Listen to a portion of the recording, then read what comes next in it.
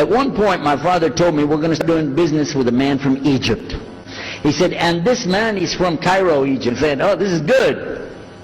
He said, and he's a Muslim. And I just stopped like this. I said, what? A Muslim? No way. No way do I want anything to do with that. I told my dad, no way, I'm not going to do it. And he insisted. He said, I want you to meet this man. He's very nice. He said, I want you just to meet him. I said, all right.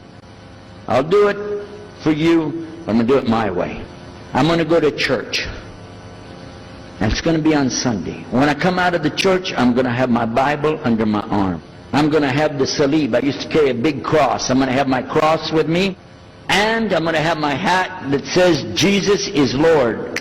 And I'm going to have my wife, born-again Christian, with me. And we are going to get this demon, devil, infidel, Muslim, and we're going to show him Jesus. Now, this is a true story, by the way. We went to church. Strangely enough, the preacher was preaching out of the Old Testament about salvation coming at the time of David, which really puzzled me, because according to Christianity, it's coming through Jesus. And it really, that opened the door for me, but that comes up later in the story. Now, when I get there to my father's store, I'm looking around, you know. I'm looking for somebody wearing, you know, a long white robe and some kind of black, you know, thing over that with a long beard, and I guess I was looking for me. What I said, where is he? I'm ready. My father said, he's over here. I said, where? He said, here. This is a normal guy. He didn't have a beard. He didn't have any hair at all. How do you do? I told him my name. He introduced himself. His name is Muhammad. I said, how do you do? After the niceties of hello, how are you, how's everything, I said, do you believe in God? He said, yes. Oh, yeah? Sure. He said, yeah. Abraham? Yeah. What about David and Suleiman? He said, yeah. So when I meet this man, I'm impressed that he's believing these things, but I thought maybe he's just saying it. So I even asked him, what about Jesus? Because I thought maybe they're kind of, first I thought Muslims were like Hindus. That was first. And then when he said he believed in some of the things of the Bible, I said, okay, maybe they're like Jews. So that's when I said, yes, but what about Jesus? Do you believe in Jesus? And he said, yes. I said, okay, wait a minute. This is going to be easy. I can convert this guy. And in fact, I took him immediately out to have tea together. We sit together, drink tea, talk a little while. And I started trying to preach to him right away. And he sat there. Okay. He's a graduate of Allah's heart. And he's like this. During Ramadan, some of his friends that he was staying with, they had to move their apartment around or something. And he was going to go stay in the masjid for itikaf in Ramadan. It's normal. We didn't understand. I thought he has nowhere to go. And I told my dad, this man has nowhere to go. And my dad said, no, he's got money. I said, no, he doesn't. Daddy, I'm telling you, he has no place to go. I heard him say he's going to go live in the mosque. So I said, let me offer that he can stay at our place. And my dad said, no, you don't do that. That's not right. I said, no, I'm going to offer it to him. I went to him and I said, how would you like to come stay at our place? He said, no, I want to go and stay there. I want to stay in the mosque, and it's something good. I said, oh man, look at this poor man. Please come and stay in our house. And he said, no, I can't. I need to go stay over there. So I told him, listen, no. I want you to come and you can pay. You can pay money and stay with us. He said, how much? I said, $15 a week, which in America is like nothing. And then he kind of hesitated. I said, and we'll pay for all the food. He said, okay, all right. So he came and stayed in our house. And I said, well, now that's good. I'll travel with him and go with him in places, and he'll see and he'll learn about Christianity. Over a period of time, I came to learn a lot of things. In fact, I tried to debate with him about many things, but he was so wise and well educated that he could see what I was doing and he would take it easy and let me win every debate. But if he wanted me to lose, I was going to lose. This was how well he could handle it. Now look, I have 2 visitors in my house. One is a Catholic priest, the other is a Muslim. And I'm thinking I can get the Catholic priest and convert him to be a Protestant. At the same time, I'm going to catch the Muslim and bring him over to Christianity. High aspirations. But it didn't work. Some strange things began to happen. We would sit around the table at night to discuss what is the Bible and what's the salvation. My father has a Bible. It's called King James Version. But I work out of a different one that I've had since 1953. It's called the Revised Standard Version. So I began to preach out of mine, which doesn't match. And my father said, no, it's this way. I said, no, it's this way. Now my wife comes up with her Bible from Jimmy Swaggart. It's called the Good News for Modern Man. The Catholic priest, he's got another Bible. And I never even knew about this subject until then. And he's saying this, and I'm saying that. My father's saying something else. My wife's on something else. And all the time, Muhammad the Muslim is sitting over there like this. So we asked him. I guess it was me asking him. I said, well, how many versions of your book, your Quran, do you have? He said, the Quran has no versions. There's only one. It's original. It's in the Arabic language. ذَلِكَ الْكِتَابُ لَا رَيْبَ فِيهِ. This is the book that has no doubt. Hudal al-Muttaqin. It's guidance for those who have taqwa for Allah. So when he's telling us that the Quran is one, I'm going, huh? And it's in the original language. We still have it. You know what I was thinking? He's lying. I was sure he was lying because he could see the problem we were having, and he just sat back and made that up. But I don't know Arabic at that stage, so I don't know what to say. You know, maybe, I don't know. And he left it at that. He didn't try to preach. But it put a big doubt in my mind now about, we got all these books, he's got one, and la rayba fi, no doubt in it. So another time we had another discussion that came up. Now this time I went to the other preacher who had the cross. And I was asking him, I want to be able to explain the Trinity. He said, you know the Trinity. I said, yeah, I know. But I want to know the way to explain it so a human being can just understand it. He said, okay. It's like an apple. Just take an apple. The apple has a shell around the outside, the skin. Inside is the meat. Inside of that is the seeds. Okay? 3 things, 1 apple. That's the way. I start going back. I'm going to tell this Muslim about the Trinity. But on the way, I remember his arguing with me, his way of debating with me. I said, no, he's going to tear me apart. As soon as I say seeds, he's going to say there's more than one. So it could be 7 or 8 or 9 or 10 gods all rolled into one. No. It's got to be special. It doesn't work like that. Let me go back and try again. So I went back to him. I said, what if he says there's more than one seed in there? He said, okay. He said, okay. Forget the apple. I said, okay. It's like the babe, the egg. Use the egg. The egg has a shell. Inside of the egg is the white. Inside of the white is the yellow. 3, 1 egg. That's it. That's good to go. Now I start going home again, and it hit me. Wait a minute. The egg could have a double yolk. God becomes 4, just like that. I'm not going to ask him again.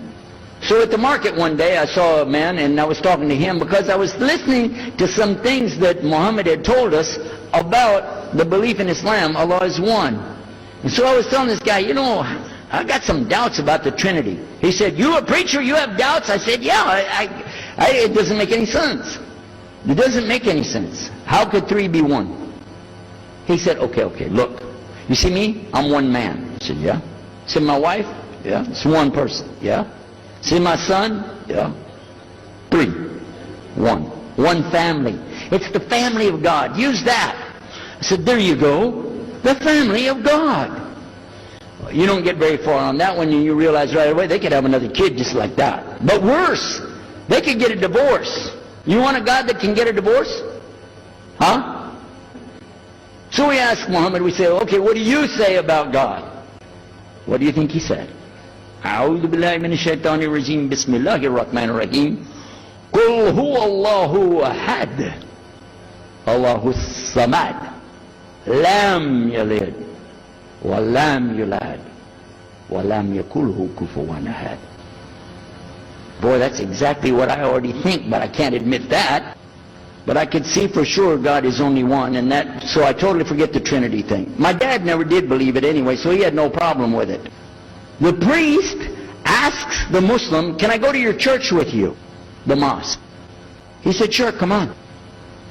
Well, he went, and they came back. So he took the priest aside, come here, come here. What do they do? What do they do in there? Tell us, what did he do? He said, no, they just stand there like this, and they pray, and they leave. I said, what? They pray and leave? I said, yeah.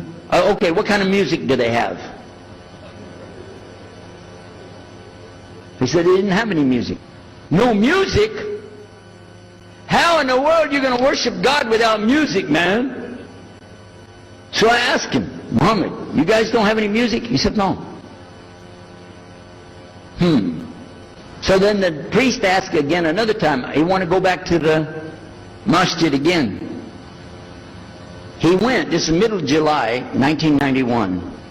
He went to the masjid, so they didn't come back.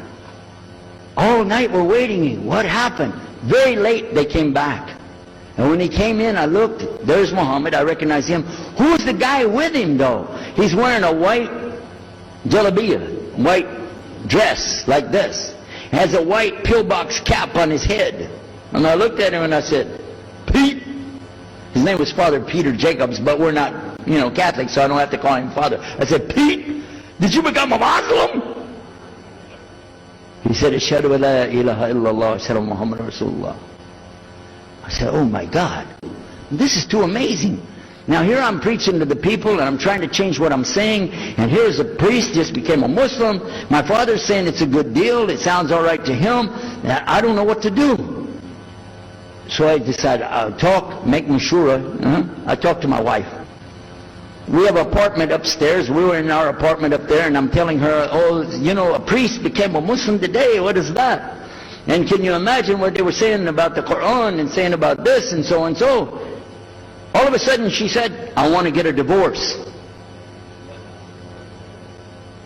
Oh, whoa. It's not the subject, but what happened? She said, no, all this talking about religion and talking about Islam, and so I can see. I said, oh, no. No problem here. No problem. I said, you thought no, I was just observing somebody else. No, I'm not interested. Trust me.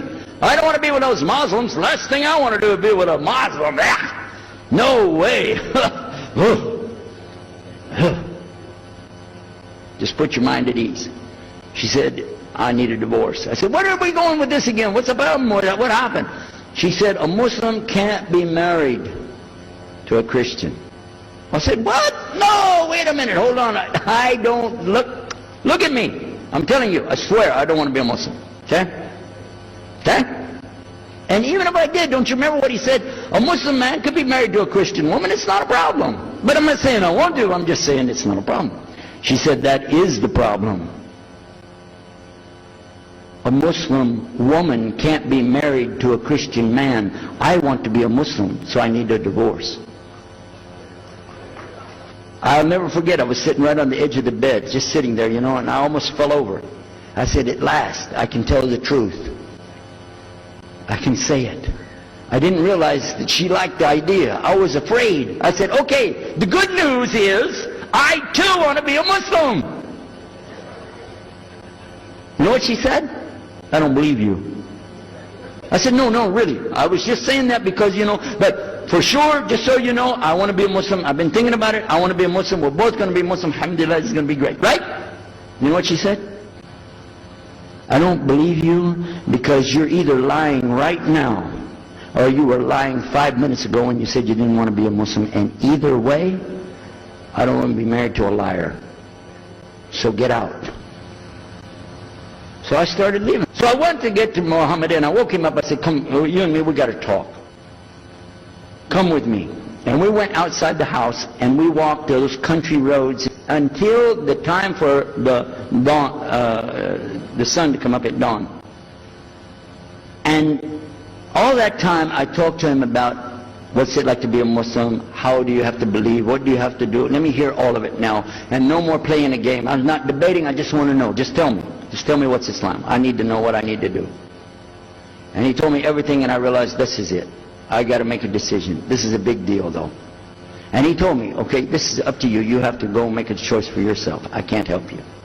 I said, oh my God. So when he was praying Fajr, I decided, I've been watching this man praying this direction with his head on the ground. It's so beautiful to see a man humble himself, put his head on the ground to the Rabbil Alameen. Let me try that. So I sneaked off somewhere where nobody could see me, illallah. And then I found a place, a board there, you know, and I bowed down on the ground, and I put my head down on the ground on that board there. And by the way, I'm pretty good at speaking, especially in prayers. I used to make so long a prayer, they wouldn't let me say the prayer at Thanksgiving because the food would be cold. Okay? So, but I put my head on the ground, and only these words came, no more words, just this. Oh God, guide me. That's it. And I was thinking, well, I got to say more than that. Nothing. Oh God, if you're there, guide me. That's it. I talked to my wife, I talked to my father, I made a bath, and at 10 o'clock that morning, I went in front of this man named Muhammad and this new man named Yahya, who used to be the priest, and I said, Ashhadu la ilaha illallah wa ashhadu Muhammad Rasulullah. Immediately after that, my wife did her shahada. Ashhadu la ilaha illallah, ashhadu Muhammad Rasulullah. A few months later, my father did his shahada. Ashhadu la ilaha illallah, ashhadu Muhammad Rasulullah. Step by step by step, we saw so many people enter into Islam. We wanted to tell the whole world what is Islam. We wanted everybody to know the real Islam. I said, how could this escape our knowledge? How could we not know about this great and wonderful thing called Islam?